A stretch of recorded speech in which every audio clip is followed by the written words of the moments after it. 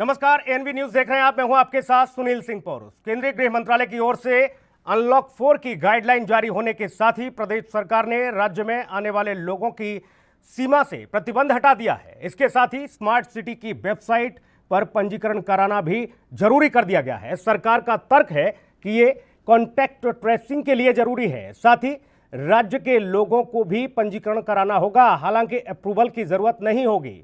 तो ये नई व्यवस्था अनलॉक 4 में नई गाइडलाइन जारी की गई है। केंद्रीय गृह मंत्रालय की ओर से अनलॉक 4 की गाइडलाइन जारी होने के साथ ही प्रदेश सरकार ने राज्य में आने वाले लोगों की सीमा से प्रतिबंध हटा दिया है। आपको बता दें कि पहले 2000 लोगों के आने की ही व्यवस्था थी, लेकिन अब उसे हटा दिया गया है। अब बाकी राज्य के लोग भी उत्तराखंड राज्य में आ सकते हैं, लेकिन एक शर्त रहेगी कि उसमें स्मार्ट सिटी की वेबसाइट पर पंजीकरण कराना जरूरी होगा। जी हाँ, ये अनिवार्य कर दिया गया है। सरकार का तर्क है कि कॉन्टैक्ट ट्रेसिंग के लिए ये पंजीकरण जरूरी होगा, उन्हें ट्रेस करने में आसानी होगी। सरकार का ये तर्क जाहिर तौर पर सामने आया। राज्य के लोगों को भी पंजीकरण कराना होगा, हालांकि अप्रूवल की जरूरत नहीं होगी। तो केंद्रीय गृह मंत्रालय की ओर से अनलॉक 4 की गाइडलाइन जारी होने के साथ ही प्रदेश सरकार ने भी नई गाइडलाइन जारी कर दी है। 2000 लोगों के प्रवेश की जो प्रतिबद्धता थी, अब उसको खत्म कर दिया गया है, उसे हटा दिया गया है। अब बाकी राज्यों के लोग भी उत्तराखंड में जा सकते हैं, लेकिन एक शर्त रहेगी, स्मार्ट सिटी की वेबसाइट पर पंजीकरण कराना जरूरी कर दिया गया है। सरकार ने इसके लिए एक तर्क दिया है कि कॉन्टैक्ट ट्रेसिंग के लिए जरूरी है। साथ ही राज्य के लोगों को भी हालांकि पंजीकरण कराना होगा, लेकिन अप्रूवल की उन्हें जरूरत नहीं होगी। यह भी एक व्यवस्था दी गई है। राज्य में दाखिल होने वाले लोगों की जो सीमा थी उसको हटा दिया गया है। अब बाकी राज्यों के लोग भी उत्तराखंड राज्य में प्रवेश कर सकेंगे, लेकिन स्मार्ट सिटी की वेबसाइट पर पंजीकरण उन्हें कराना होगा। इसके साथ ही सरकार ने यह तर्क दिया है कि कॉन्टैक्ट ट्रेसिंग बहुत जरूरी हो जाएगी। अगर किसी भी तरह की स्थिति ऐसी बनती है कि कोई भी कोरोना से पॉजिटिव व्यक्ति आता है या फिर उसकी सेहत किसी भी तरह से खराब होती है राज्य के अंदर, तो हम जल्द से जल्द उसे सर्च करके आइसोलेट कर सके, किसी भी तरह की जो स्थिति है वो बिगड़ने ना पाए। इसलिए नई व्यवस्था के साथ नई गाइडलाइन जारी की गई है। राज्य के लोगों को भी पंजीकरण कराना होगा, लेकिन अप्रूवल की जरूरत नहीं होगी।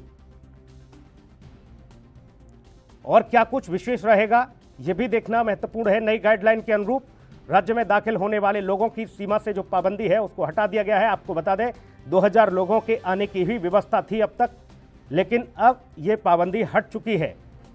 सरकार ने नई गाइडलाइन जारी कर दी है। केंद्रीय गृह मंत्रालय की ओर से अनलॉक 4 की गाइडलाइन जारी होने के साथ ही प्रदेश सरकार ने राज्य में आने वाले लोगों की सीमा से प्रतिबंध हटा दिया है। इसके साथ ही स्मार्ट सिटी की वेबसाइट पर पंजीकरण कराना अनिवार्य कर दिया है।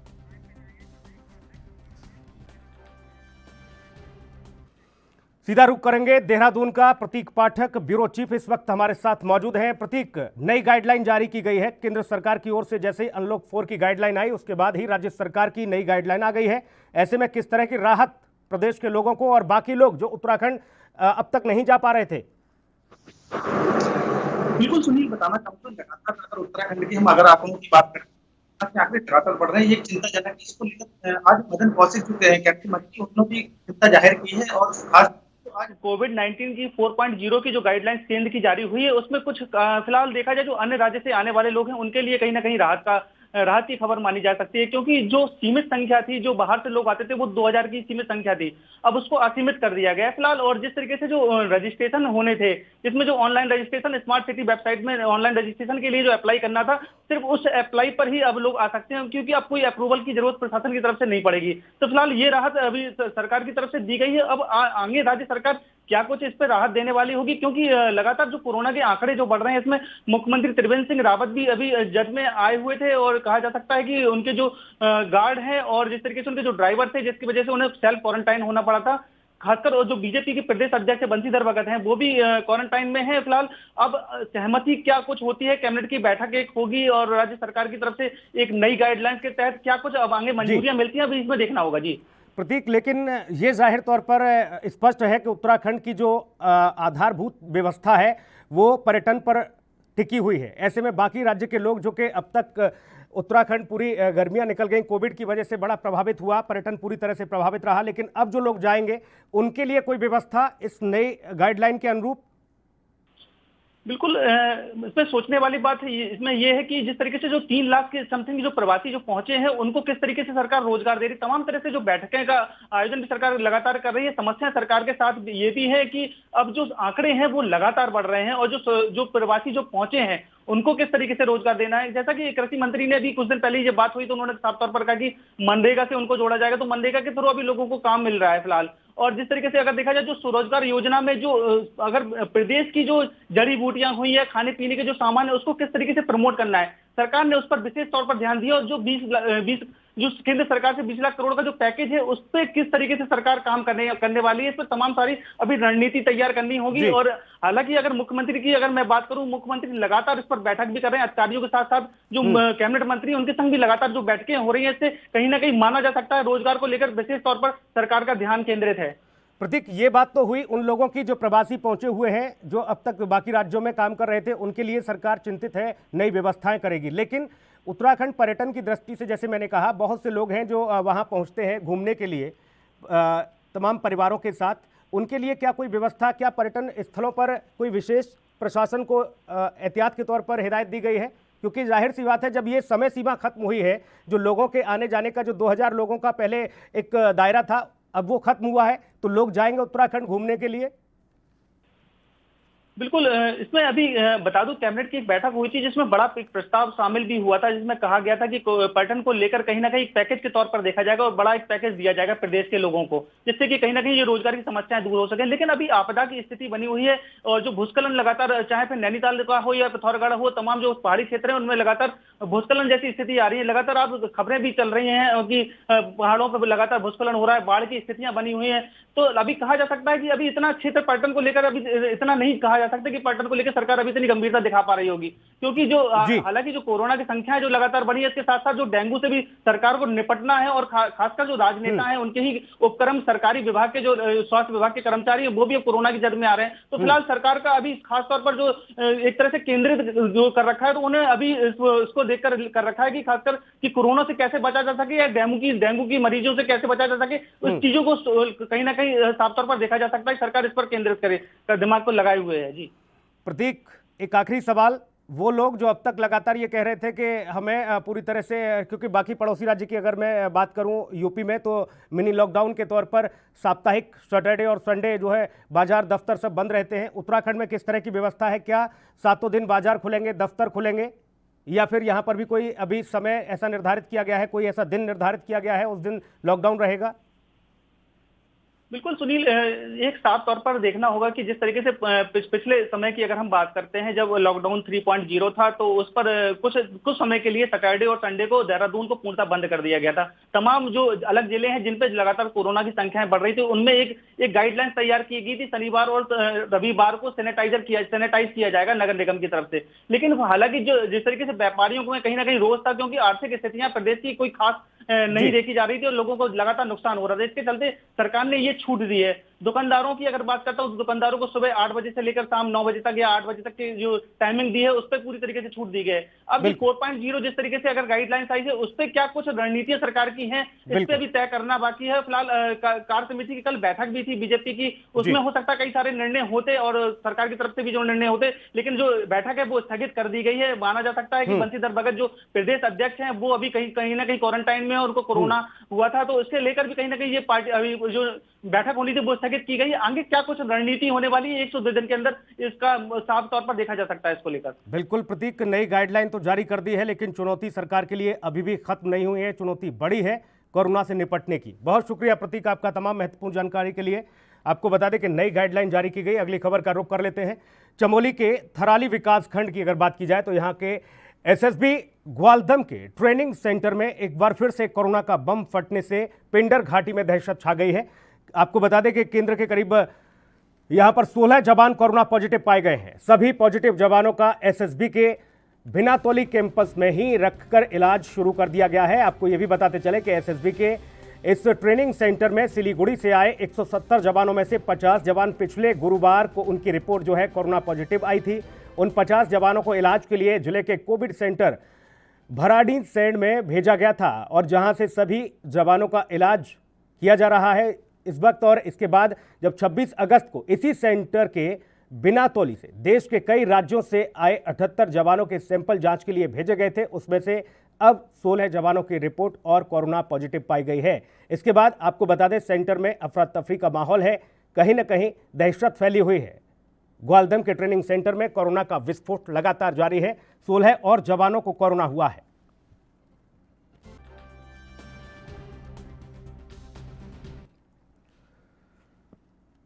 हरिद्वार के ग्राम पंचायत दौलतपुर जादवपुरी के आवास योजना से लेकर शौचालय तक की कोई यहां पर सुविधा नहीं मिली है। ग्राम पंचायत दौलतपुर के रहने वाले लोगों को कच्चे घरों में ही अपना बसेरा जो है करना पड़ रहा है। ग्राम प्रधान और ग्राम पंचायत सचिव को बार बार ग्रामीणों ने अपनी समस्याओं से अवगत कराया, लेकिन अभी तक किसी ने कोई सुध नहीं ली। ग्राम वासियों का आरोप है कि ग्राम पंचायत सचिव के पास अपनी समस्या लेकर जाते हैं तो सचिव धक्के मारकर भगा देता है। ये हिमाकत तो देखो उस सचिव की।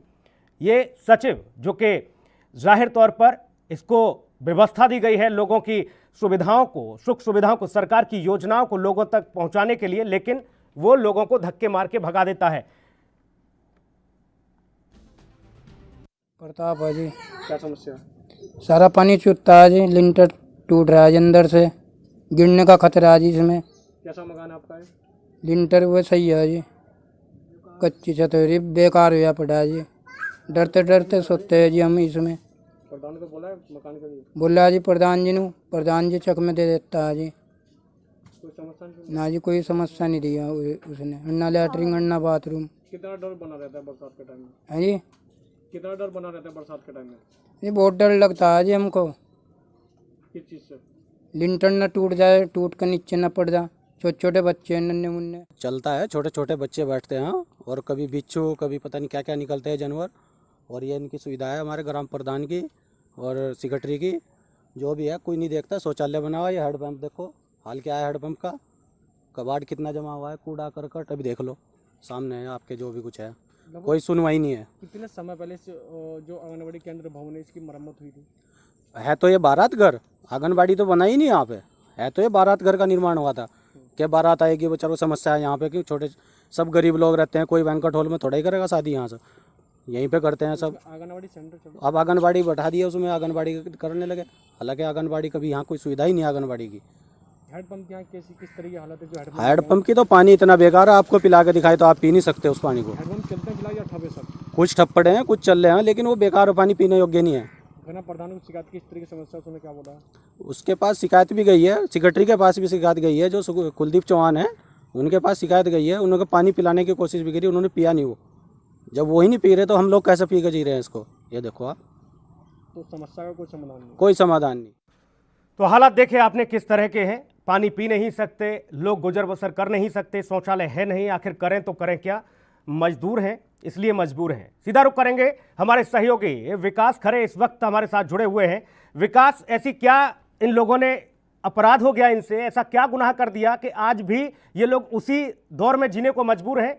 देश कहां से कहां तरक्की की बातें कर रहा है, लेकिन ये लोग आज भी शौचालय के लिए महरूम हैं।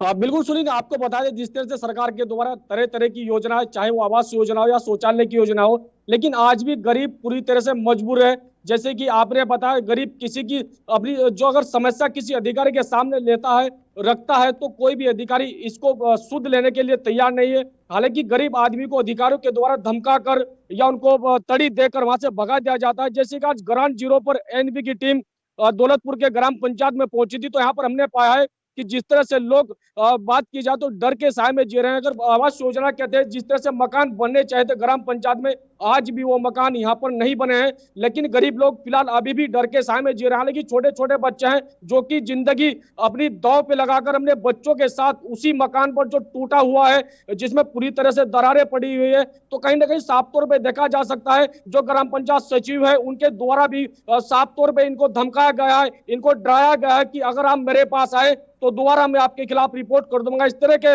यहाँ पर बयान जो है साफ तौर पे ग्राम वासियों के द्वारा दिए गए। और बात की जाए हैंडपंप की, फिलहाल जो सबसे बड़ी समस्या है पानी की, पानी हैंडपंप के आप हालात साफ तौर पे तस्वीरों में देख सकते हैं कि वहां पर जो है पूरी तरह से जो झाड़ी है, जो घास है, हैंडपंप पे वहां पर लग रहा है। हालांकि जो अधिकारी है, आला अमला है, पूरी तरह से कुंभकर्ण की नींद में। और सुनील, अगर इस तरह से हालात रहेगी तो कैसे बढ़ेगा इंडिया और कैसे बढ़ेगा इंडिया? साफ तौर पर एक जो तस्वीरें यहाँ पर बयां करी है हरिद्वार से। विकास, इन सभी का विकास करने के लिए तो ग्राम प्रधान को इन्होंने चुना, लेकिन ग्राम प्रधान तो खुद भ्रष्टाचार में संलिप्त है। उसकी मिली भगत से सचिव जो है, सचिव और ग्राम प्रधान मिलकर इन लोगों के हक पर डाका डालने का काम कर रहे हैं। आपने ग्राम प्रधान या फिर सचिव से बात की इस मामले में? आपने डीएम से बात की? बिल्कुल सुनील, आपको बता दें डीएम साहब हरिद्वार से लगातार मेरी जो है व्हाट्सएप के द्वारा लगातार बात चली है। डीएम साहब को पूरी एप्लीकेशन के द्वारा अवगत करा गया है कि सर इस तरह की यहाँ पर समस्या है। लेकिन हालांकि डीपीआरओ सर को भी मैंने इस बात की जो जानकारी दी थी, पर डीपीआरओ हरिद्वार ने भी इस पर अभी तक किसी तरह की कोई सूद नहीं ली है। हालांकि जिस तरह से गरीब जनता है पूरी तरह से मजबूर है। ग्राम प्रधान की बात करें तो ग्राम प्रधान पूरी तरह से जो है ग्राम वासियों के साथ पूरी जो है गाली गलौज से यहाँ पर बहस करता है। अगर महिला इस तरह से कोई विरोध करती है तो महिला को भी शराब पीकर, शराब पीने से भी उनको धमकाया जाता है। अभी कुछ दिनों का मामला है जिस तरह से ग्राम पंचायत जादवपुरी और दौलतपुर में लगातार मीटिंग का दौर यहाँ पर जारी है। हालांकि उस हालात को भी देखकर इस तरह कोरोना का संक्रमण लगातार बढ़ रहा है, तो कहीं ना कहीं गांव में जिस तरह सैनिटाइजर होना चाहिए था, अब तक भी सैनिटाइजर का कोई भी छिड़काव ग्राम प्रधान के द्वारा नहीं किया गया। यहाँ पर जो है ग्राम पंचायत सचिव को बुलाया गया था। ग्राम पंचायत सचिव का साफ तौर पर यह कहना था कि जो भी आपकी समस्या है इसका निपटारा मैं कर दूंगा, बट आप अभी भी कोई भी किसी की तरह की। विकास, रोकूंगा आपको। इस वक्त ग्राम प्रधान सुधीर चौहान हमारे साथ मौजूद हैं। चौहान साहब, स्वागत तो इस मन से नहीं करना चाहता एएनबी न्यूज़ पर आपका, फिर भी बहुत तहे दिल से, लेकिन फिर भी स्वागत है आपका। मुझे ये बताइए, ये जो गांव है आपका, इस गांव के लोग, जहां पर हमारे संवाददाता ने ग्राउंड जीरो पर जाकर देखा तो स्थिति बद से बदतर है। लोग आज भी दहशत के साए में जीने को मजबूर हैं। दौलतपुर में क्या गुनाह कर दिया इन लोगों ने? पीने का पानी तक मुहैया नहीं करा पा रहे आप?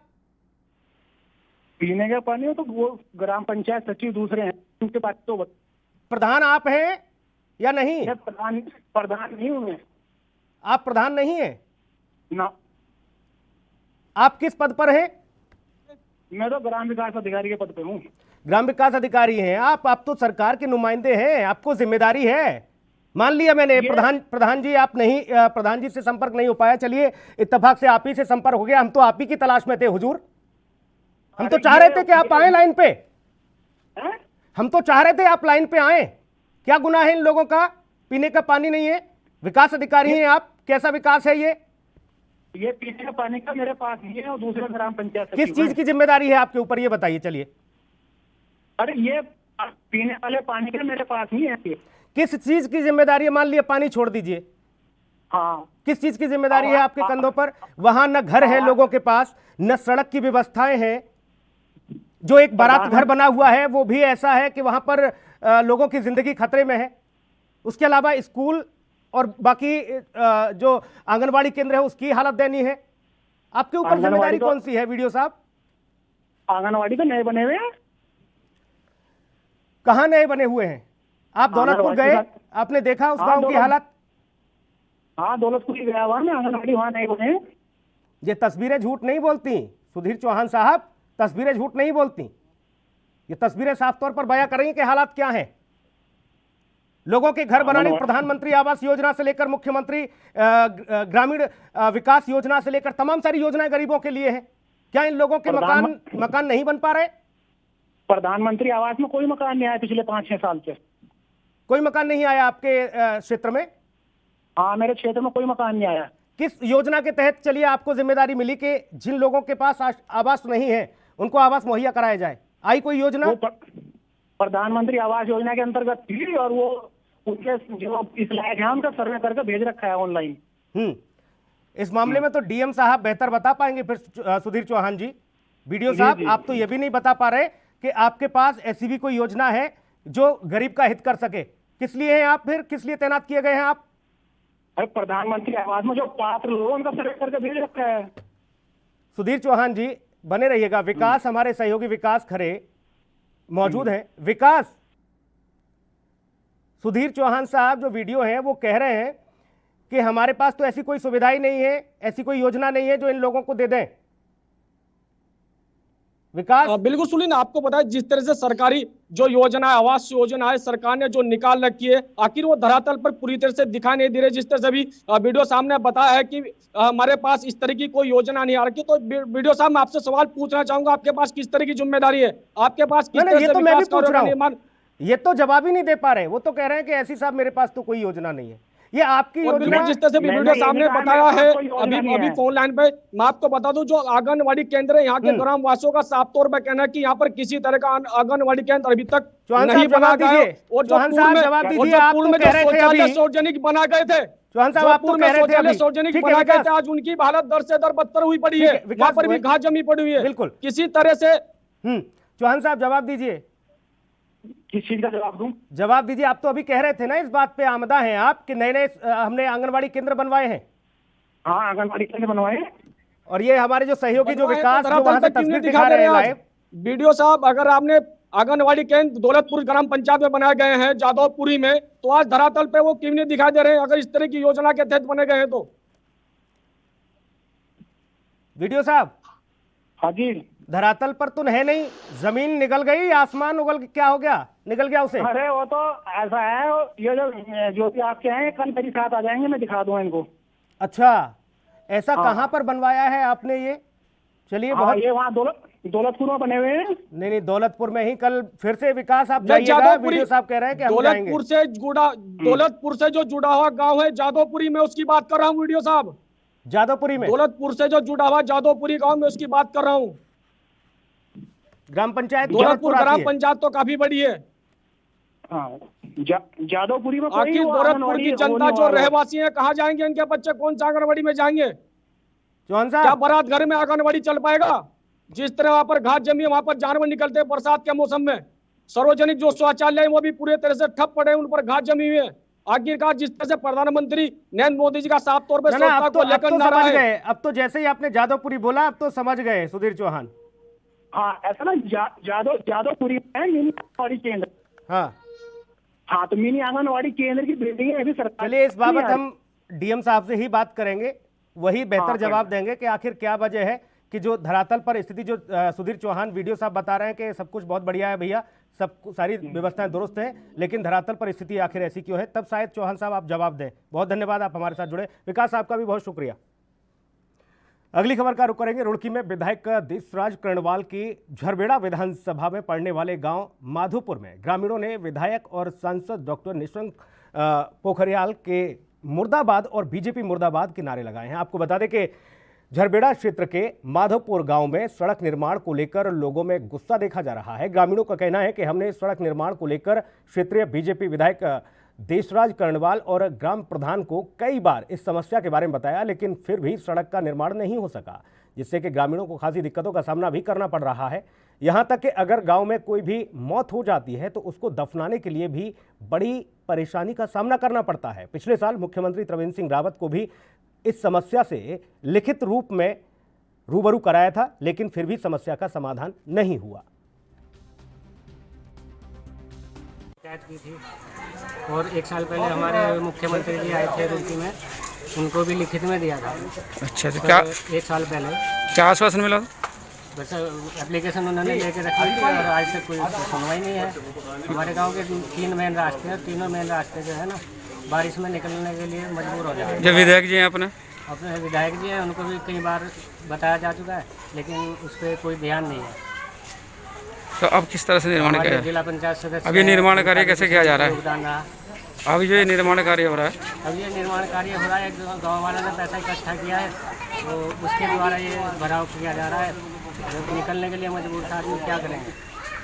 परेशान है। सड़क जितनी साढ़े से यहाँ तक आई हुई, पूरी सड़क में गड्ढे हैं और गड्ढों के अलावा यहाँ चलने में बड़ी दिक्कत है। यहाँ हमारे कब्रिस्तान भी है, मुर्दे लाने के लिए हमें 3-4 फुट पानी में से होकर गुजरना पड़ा है आज मैयत हुई हमारी।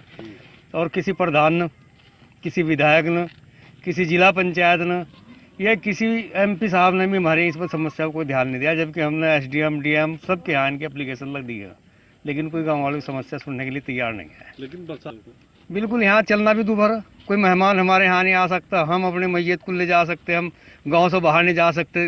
अगर जिस दिन बारिश हो जाए उस दिन तो पूरा गांव बंद हो जाए। अब ये सड़क गए आम लोगों ने 10-10, 20-20, 50-100 रुपए जमा करके चंदा इकट्ठा करके उससे ये सड़क निर्माण हम कर रहे हैं अपना, ताकि हम यहाँ कम से कम निकल सकें। लागत तो अभी इसमें 1000 रुपए ट्राली के हिसाब से पड़ रही, जितनी भी होगी वो बाद में हिसाब करा जाएगा। क्या हमारे यहाँ तो बच्चों की सगाई भी करनी बंद कर देंगे लोग, अगर यही हालात रहा। जितने हो गया इधर जो इकबालपुर से आ रहा वो ननेड़े में बंद हो गया, और इधर यहाँ एक बार भी नहीं आए। यहाँ तो एक बार आए थे कभी चुनाव के टाइम में, उसके बाद में कोई बात नहीं। यहाँ करणवाल जी हमारे यहाँ विधायक, प्रधान को तो हम रोज अवगत करा रहे, लेकिन और वो यहीं के रहने वाले कहीं बाहर के तो आए, उन्हें दिखाई भी दिया, लेकिन कोई समस्या का समाधान वो कहते मेरे पास तो कोई फंड ही नहीं है, मैं कहाँ से ठीक करा दूंगा इसे। इसलिए और आप उत्तराखंड में इतना ही। बाकी खबरों की अपडेट के लिए आप बने रहिए एनबी न्यूज़ के साथ। नमस्कार।